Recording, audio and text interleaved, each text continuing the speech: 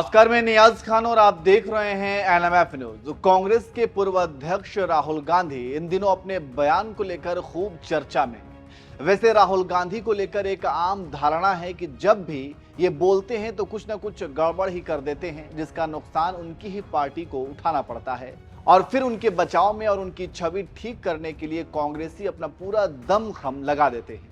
Social media पर अगर आप सर्च करेंगे तो ऐसे कई बयान आपको मिल जाएंगे जिसके बाद राहुल गांधी का मजाक बना है और विरोधी उनके ऊपर हमलावर हुए हैं। इसका जीता जागता उदाहरण उनके द्वारा यूएसए में दिया गया एक बयान है, जहां वे मोदी विरोध में इतना आगे निकल गए कि अपने ही देश की बुराई कर डाली।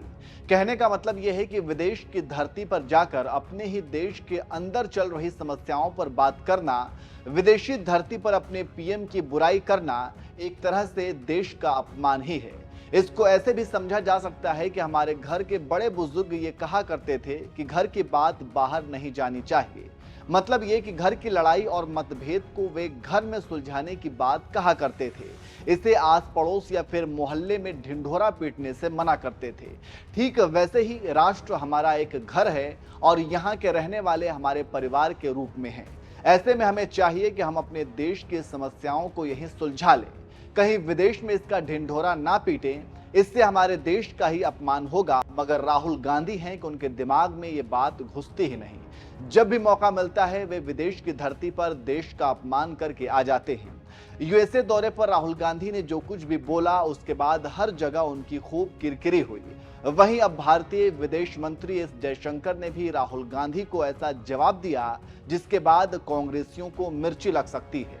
दरअसल विदेश मंत्री एस जयशंकर फिलहाल दक्षिण अफ्रीका के 3 दिवसीय दौरे पर हैं। इसी दौरान उन्होंने कहा कि जब कोई व्यक्ति देश से बाहर जाता है तो कुछ चीजें राजनीति से परे होती हैं। हालांकि जयशंकर का यहां कहने का मतलब राहुल गांधी के ओर ही इशारा था।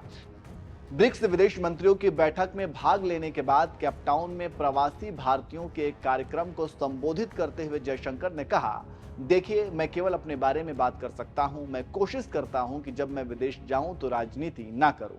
But your other question, how do you react to what some people who go to the US say on some things? Look, I say that I can only talk for myself. I try when I go abroad not to do politics abroad. For this reason. Jaishankar ने आगे कहा कि अगर मुझे बहस करनी होगी तो मैं अपने देश में करूंगा। एक लोकतांत्रिक देश में सबकी सामूहिक जिम्मेदारी होती है।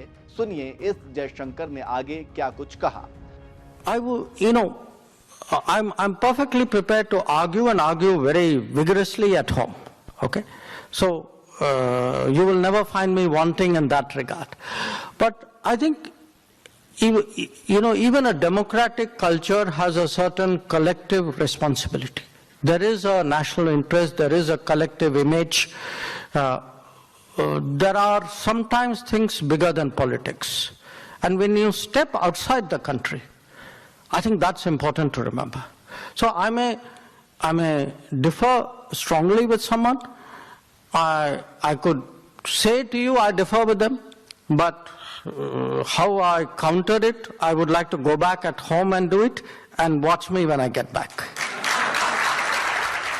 तो सुना आपने, इस जयशंकर ने कहा कि एक लोकतांत्रिक देश में सबकी जिम्मेदारी होती है। कुछ चीजें राजनीति से ऊपर उठकर होती हैं और जब भी आप देश के बाहर कदम रखते हैं तो यह बातें ध्यान में रखना चाहिए। इसके अलावा आपको बता दें कि जयशंकर ने केंद्र की मोदी सरकार के 9 साल के उपलब्धियों पर भी बात की और भारत के साथ दक्षिण अफ्रीका के बीच खास संबंधों के बारे में भी चर्चा की। वैसे जयशंकर ने जिस तरह से राहुल गांधी का नाम लिए बगैर उनके ऊपर हमला किया है और उन्हें खरी खोटी सुनाई है, उस पर आप क्या कहेंगे? कमेंट करके जरूर बताएं।